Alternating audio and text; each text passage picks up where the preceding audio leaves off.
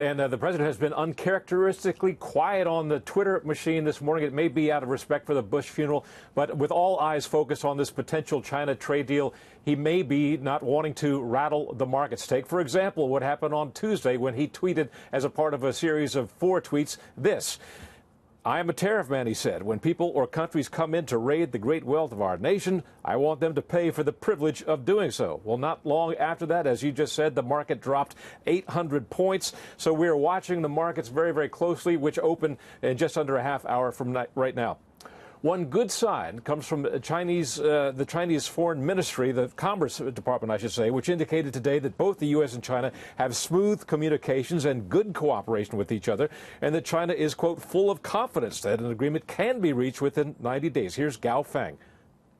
First of all, we will start with agricultural, energy, and auto products to immediately implement the details of the consensus reached between the two sides.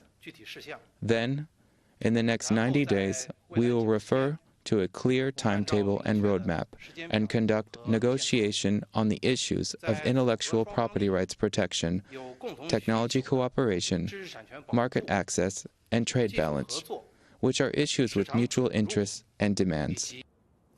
Another couple of wild cards in the markets. News of the arrest in Canada of the chief financial officer of China's huge Huawei telephone company. Her name is Meng Wanzhou, and she was arrested for violating sanctions against Iran and is expected to be extradited to the United States, China demanding Meng's immediate release.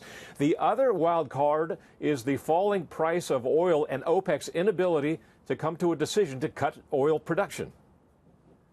We are not ready to cut our production, but Iran supports any decision made by OPEC members for managing the market.